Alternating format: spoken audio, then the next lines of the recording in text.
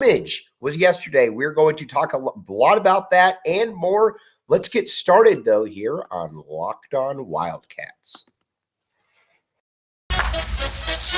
You are Locked On Wildcats, your daily podcast on the Arizona Wildcats, part of the Locked On Podcast Network, your team every day.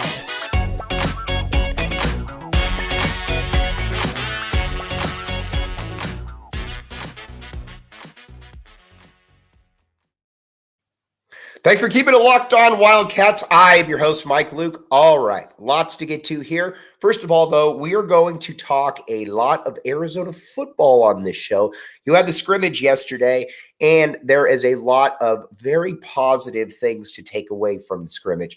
First and foremost, big thing out there is this team is going to be better than whatever their over-under wins are for the season. There is no doubt about it. And I will tell you the reason why. First, we got to talk about the offense because that's going to be the team. That's going to be the one that's going to carry everything right here. And the first thing about the offense is the quarterback play. Quarterback play is very, very good. It's not great, but it's very good. You've got in a Jaden DeLora, a guy who we know was one of the 4 or 5 best quarterbacks in the conference last year. Yes, his interceptions can drive some people crazy. I totally get that. I am one of those people, by the way, that those interceptions drive me crazy.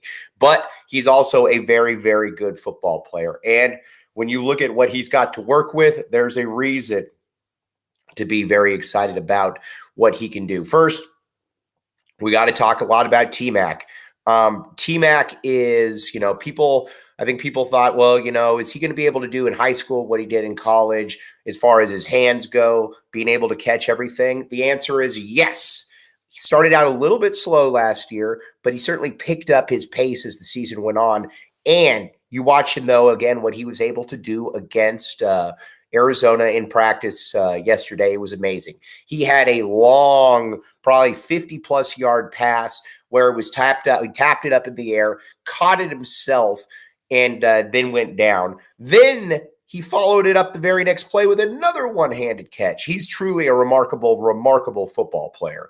You put Jacob Cowing next to him, and, there's a lot to like right there. Those 2 wide receivers, in my opinion, are as good as any wide receivers in any wide receiver duo in the country. I think they are that good. They have that much going for them.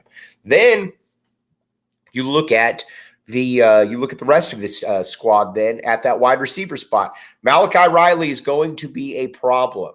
Kid out of Corona Centennial. As we've talked about before, Arizona, this was kind of the epitome of how Jed Fish and staff rolls.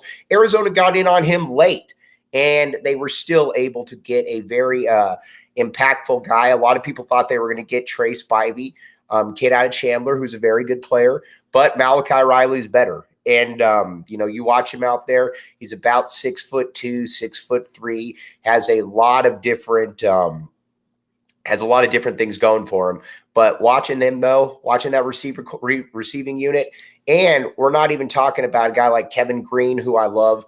There is just a lot. The quarterbacks have a lot to throw to this year. They have a lot to be able to go to accomplish, and looking forward to seeing what they can do right there. Then at the tight end position, I think you're going to see a lot of Kean Burnett. That's a good thing. We saw his pops big Chester on the other day. And, Kean's bigger. I mean, Kean is significantly bigger than he was, and he was being featured in the offense in a big way. Between him, Tanner McLaughlin, that's about as good as it gets at that tight end position, I would think, in the conference. Again, Arizona right now has a lot to like when it comes to this squad and what they can put out there just from the receivers position right there. Now, let's talk about the running backs then. Running backs are loaded as well. We already know what Michael Wiley can do. Michael Wiley's shown that from rushing to receiving. He's a guy that just can do a little bit of everything out there. Pretty impressive football player. But after that, you got other dudes as well. You've got a Jonah Coleman who looks like an absolute monster right now. Jonah Coleman at about, 5'8", 215 pounds, is built like an absolute rock out there. And not only is he built like a rock, he's a guy who you watch him out there and you're thinking to yourself, what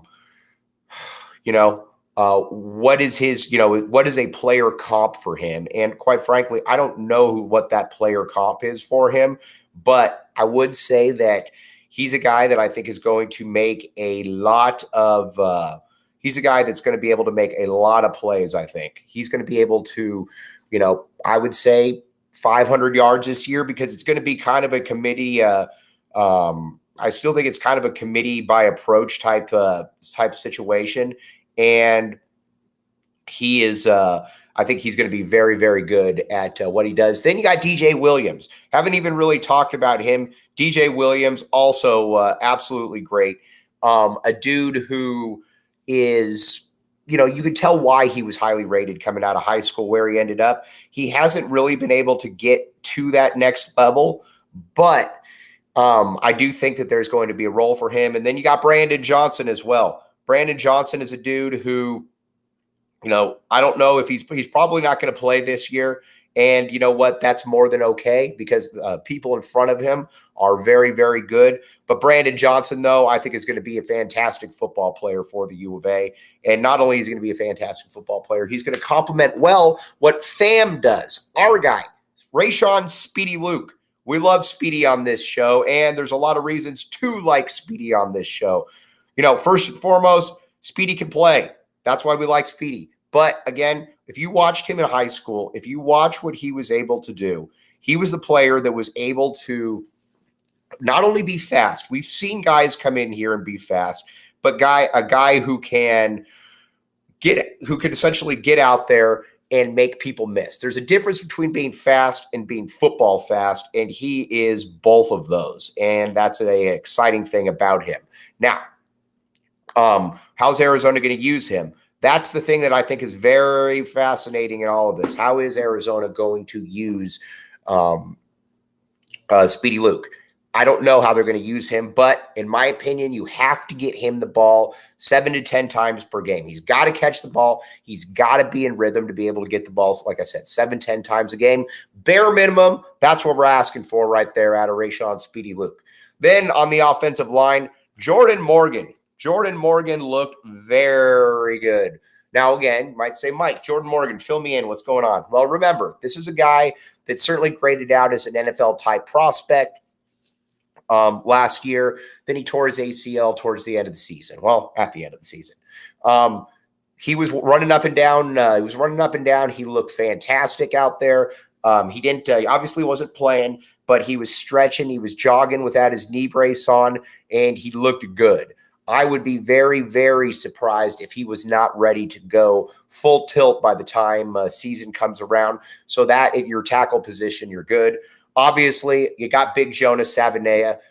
Jonah is I think probably the best prospect on this team as far as the NFL goes. He's that dude.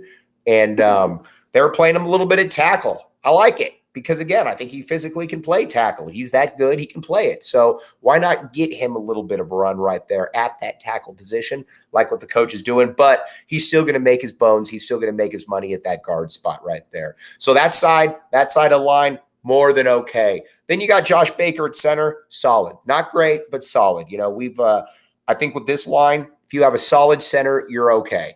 And he's solid. Again, not great, but solid. And then next to him, you got Wendell Moe. Big Wendell going to be that dude. He another guy that I think surprised a lot of people last year, including myself, but didn't surprise Lamont Lovett on how quickly he was able to get out there on the field and start making a contribution.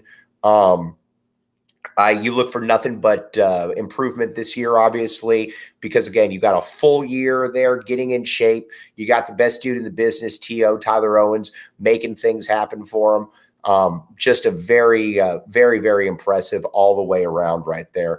Now, at that other tackle spot, it's going to be interesting because you've got a lot of different guys that are auditioning for that. I would imagine right now that Joe Borjan, Sam Lange, those are the guys. But it also wouldn't surprise me, though, if you get somebody in the portal maybe after spring, or if you get a dude it's going to be a little bit more difficult for him for sure. But I could also see somebody like a Raymond Polito making an impact. But problem with Raymond is that Raymond's going to be getting here this summer.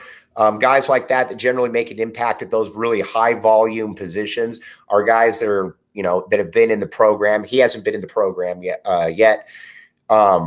So we'll see on him. But again, I think he's got a big future. I just don't know when that future is. Then on the defensive side of the ball, we're going to talk about the secondary first. Getting Duane Akina in here was obviously a boss move by Jedd Fisch. I do believe that Duane Akina needs to be a full-time coach on this staff if possible, and I'd like to see that sooner than later if Arizona is able to do that.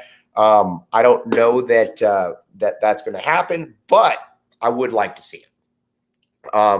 Then when you're, because you just watch the secondary out there first, Ephesians Prysock, I think that one of those corner spots is going to be a monster this year. I think he's going to be really, really good.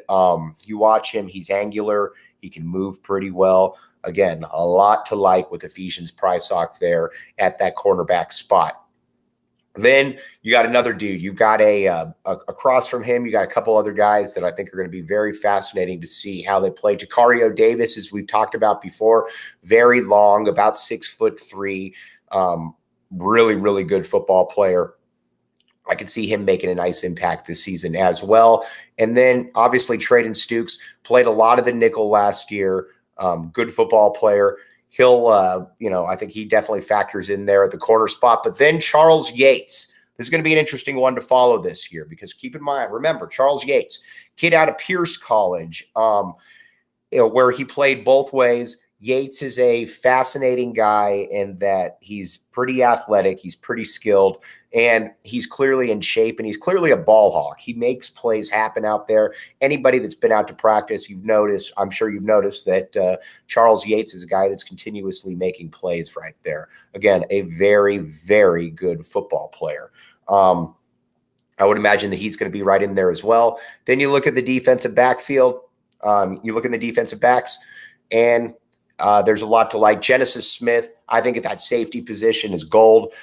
This is a guy that, was a 3-star kid throughout his career. I thought that he was better than that. And I think that he's being, I think a lot of people just kind of missed the boat when it came to him, but better late than never because Genesis Smith is a problem for football. Is going to be a problem back there. He's already a bigger dude. He moves really, really well. It would not surprise me in the least if he is a starter at some point. If he's a starter at some point as a true freshman at safety, he's got a lot of those type skills to him. Then Isaiah Taylor, as we talked about before, Jason Taylor's kid. There's a reason that Jackson Turner moved on. And again, it's not that he was pushed out, but I think that he probably saw a little bit of the writing on the wall and that Isaiah Taylor was going to be playing this coming year. And those guys right there, Gunnar Maldonado, I think is okay. DJ Warnell will be interesting to see what he can do. But overall, I was impressed by the defensive backs. I think that they're going to take a real step forward this year. One thing, though, that already is always taking step forwards, and it's already at its peak, is Built Bar. You look at the strongest people out there, you say to themselves, how'd they get strong? It's probably because they're consuming Built Bar. Check it out. Built Bar, you've got all different kinds of flavors. You got good stuff. And the great thing about Built Bar is that Built Bar tastes good. How many times do you be at the gym and you're like, man, dang it, now I've got to go eat something afterwards that I really don't want to eat. It doesn't taste good. And Built Bar is here to eradicate that because Built Bar is high in protein, tastes really good, and it gives you a reason to want to get to the gym, get to your post-workout. Built Bar is there. Check it out. All right, we're going to take a quick break. We're going to move on to other parts of the defense right here. You keep it locked on Wildcats. You're listening to Locked On Wildcats. I'm your host, Mike Luke. All right, now at that linebacker spot. Linebacker is going to be fascinating here because I believe that Justin Flo needs to be the best player on the team on the defensive side of the ball. And if Justin Flo is the best player on the defensive side of the ball, then Arizona, I think, did some pretty good stuff along the way. That's where I'm looking for, though, from Justin Flo, kid out of Oregon. You watch him out there, and he is, he's lighting guys up. He's all over the field. He's making very pronounced. He's made his impact very pronounced out there, and that's what you love to see if you're pushing for somebody like a Justin Flo right there. Again, he's the highest-rated defensive player coming out of high school that Arizona ever got. Granted, they didn't get him out of high school. I get that, but I think he's going to be a very good fit overall there. Then we obviously know what Jacob Manu can do. Didn't play, but those guys right there, and then you're bringing in a Leviticus Sua after the season, or coming in this summer. I think the linebacking core should be a strength of the team, to be honest with you. Because again, you've got players right there. Now, again, the only guy that's proven, and this is crazy to say when you've got somebody like Justin Flo, but the only guy that's proven is Jacob Manu. So you need some guys to be able to take that next jump. I do believe you will see guys take that jump, though, and that there will be somebody that hops in there and is ready to make a difference. Then you look at and again, there's some other guys in there as well, but then you look at the defensive you look at the defensive line. Uiagalelei and Kangaika. Remember the names. Both of them very, very, very good football players. I think this is the epitome of this staff being very, very good at finding diamonds in the rough. And these guys were the epitome of diamonds in the rough right here. And not only that, they came in and they started. Now, I know a lot of people are distraught that Keon Bars and that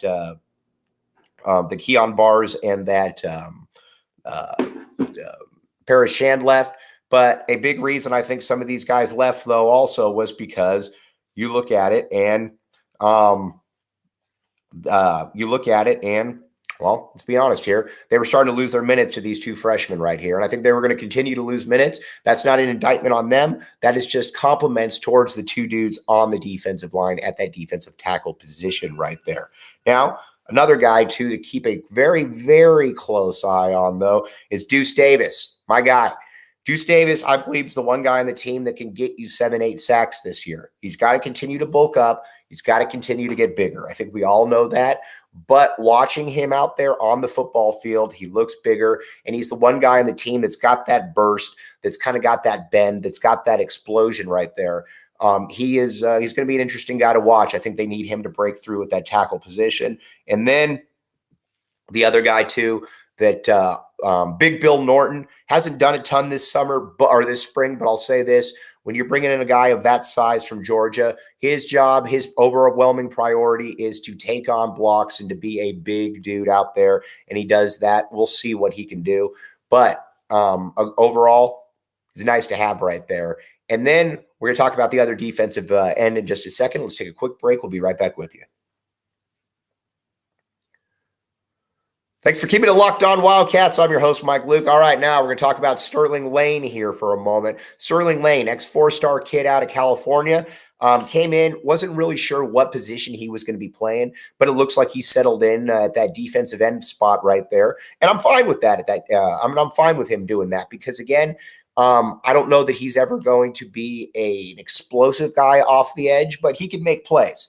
I mean, you watch him, and that's pretty evident quickly. So you got him. I think ideally he starts opposite Deuce Davis right there. So you got both the Deuces coming off the edge. It's going to be fun to watch right there. But again, all I need from the defense is this. Just don't be 12th or 11th in the conference. Be 8th or 9th in the conference. If you're 8th or 9th in the conference, I think you're going to be in pretty good shape right there. That's kind of where everything is with that. Okay. All right. Love being back with you. Tomorrow, we're going to talk some more Arizona football, and we're going to talk some Arizona basketball as well. What does Arizona need to do to get to 7 wins, to get bowl eligible? We're going to talk to you about that. We're also going to talk about some Arizona hoops as well. But this is a great time. Again, if you make it out to any of the practices, they're open to the public. They're open to the public for a reason, because they want you to get out there and enjoy watching this team. Okay. On that note, you guys have a great rest of your Monday. I will be back with you tomorrow. As always, keep it locked on Wildcats.